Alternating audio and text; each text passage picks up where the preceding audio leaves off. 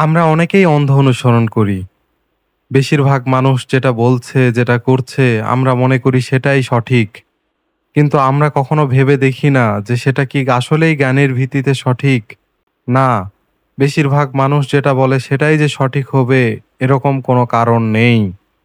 সঠিক হওয়ার একমাত্র কারণ জ্ঞানভিত্তিকভাবে সেটা সঠিক কিনা। আবার অনেক সময় দেখি ছোটবেলা থেকেই আমাদের আত্মীয়স্বজন, বাবা-মা, পিতৃপুরুষরা যেটা সবসময় করে আসেন, আমরা সবসময় ভাবি সেটাই সঠিক। কিন্তু আসলেই কি সেটা সঠিক? জ্ঞানের ভিত্তিতে আমরা কতটুকুই বা বোঝার চেষ্টা করি বা জানার চেষ্টা করি সেটা সঠিক? আচ্ছা, আপনি যদি অধিকাংশ মানুষ যেটা করে, আপনিও যদি সেটা সঠিক ভেবে করতে থাকেন, তবে সেটা যদি অন্যায় হয় তাহলে এর দায়ভার আপনি কাকে দিবেন? মহান আল্লাহ তাআলাকে কি বলবেন? যে, "হে আল্লাহ, বেশিরভাগ মানুষই তো এটা করেছিল, সুতরাং আমিও করেছি। এর জন্য মহান আল্লাহ তাআলা আপনাকে মাফ করে দিবেন?" কখনোই না। মহান আল্লাহ তাআলা কখনোই আপনাকে এর জন্য ক্ষমা করবেন না।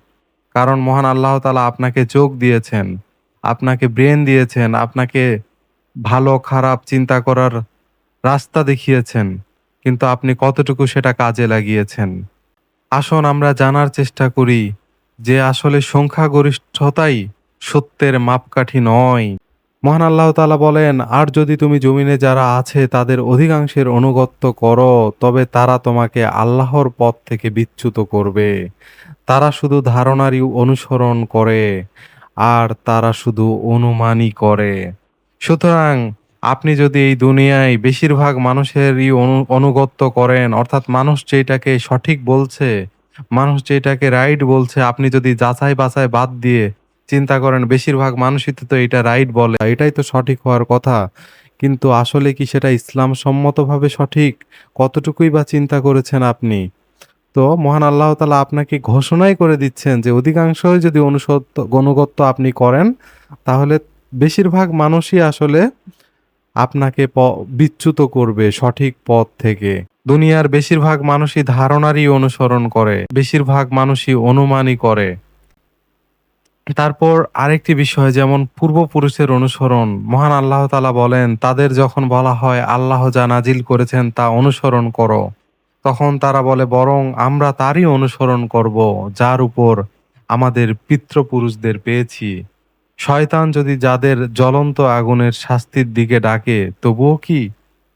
অর্থাৎ মানুষকে যখন বলা হয় যে তোমরা এই কাজ করো, এইটা ইসলাম সম্মত কাজ, কিন্তু যেসব মানুষ ছোটবেলা থেকেই তাদের দাদা, দাদি, বাবা, মা যা শিখিয়েছেন সেখান থেকে বের হইতে পারে না।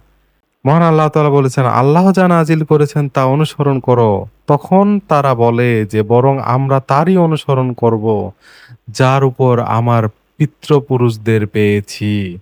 অর্থাৎ অনেক পিতৃপুরুষরা আছে যে বিভিন্ন রকম, যদি বাংলাদেশের কথা চিন্তা করি, আমাদের যেহেতু পূর্বপুরুষরা অনেকেই হিন্দু রুট থেকে এসেছে।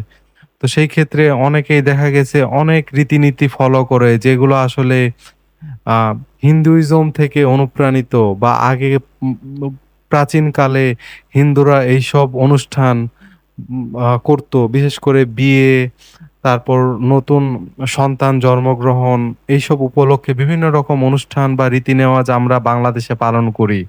সেগুলো আসলে কি কোনো শিরিকের সাথে যুক্ত কিনা এটা আমরা কতটুকু চিন্তা করি, কতটুকু ভাবি? তো এইজন্যে এই আয়াতটা যে তারা তারা সহজে ছাড়তেও চায় না। কারণ ওই যে ছোটবেলা থেকে একটা ইমোশন কাজ করে যে বাবা-মাকে দেখছে, দাদা-দাদিকে দেখছে এইসব করতে। সুতরাং আমরাও করব। একটা মানসিক শান্তি লাগে মনে হয়। কিন্তু এটাও একটি অন্ধ অনুসরণ। আমাদের ব্রেন আছে, আমাদের মন আছে, চিন্তা চেতনা আছে। কিন্তু আমরা সেটা খাটাই না। আমাদের সহজ এবং সঠিক রাস্তা বলা আছে আল কোরআনে যে কোনটা সঠিক, কোনটা ভুল। তবুও সেইটা নিয়ে যাচাই বাছাই করি না।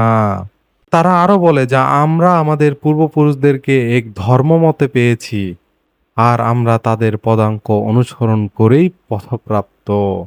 অর্থাৎ তারা তাদের পূর্বপুরুষদের সহজে ছাড়তে চায় না।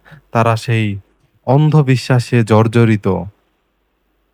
আরেকটি গুরুত্বপূর্ণ আয়াত দেখুন, আল্লাহ তাআলা বলেন, তোমাদের আগে জিন ও মানুষের যেসব দল আগুনে প্রবেশ করেছে তাদের মাঝে প্রবেশ করো।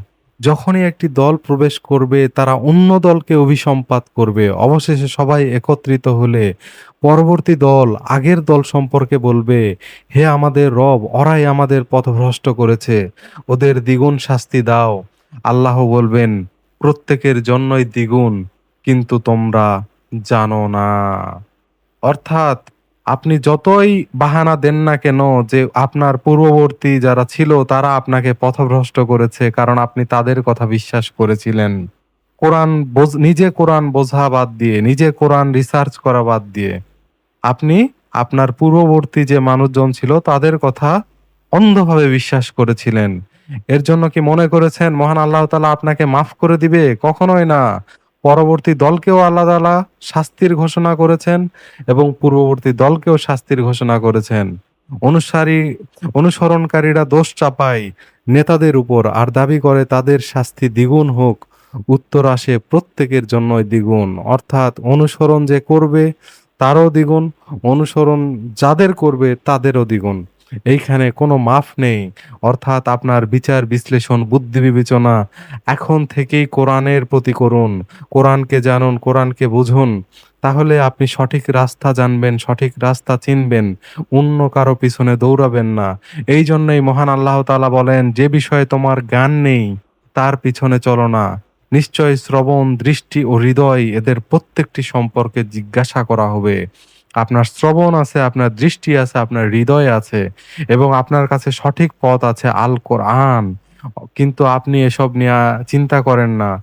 এসব নিয়ে গবেষণা করেন না, সঠিক রাস্তা বোঝেন না। কিন্তু আপনি অনুসরণ করেন আপনার পিতৃপুরুষ, বাবা-মা, দাদা-দাদির। আপনি অনুসরণ করে সমাজের বেশিরভাগ মানুষ কি করছে। আপনি অনুসরণ করেন কে কোটিপতি হইল, কে সম্পদশালী হইল, কিভাবে হইল, তাদের মতো আমাদেরও করতে হবে।